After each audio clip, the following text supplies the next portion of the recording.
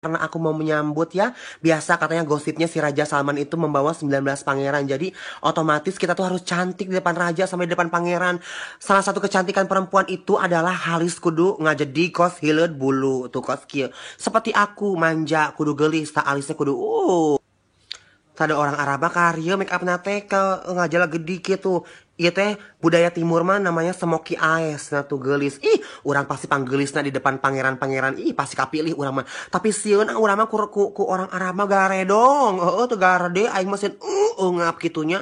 Tah cantik. Tong poho make lipan setip. Lipan setipnya kudu cantik, kudu manja, oronyoy berem. Heh. Hah? Belas on saeutik na pipi. Kieu. Diulas-ulas. Oke. Nah, ayeuna Rina siap papangi ejeng Raja Arab, ejeng pangeran-pangeranna. Assalamualaikum. Ahlan wa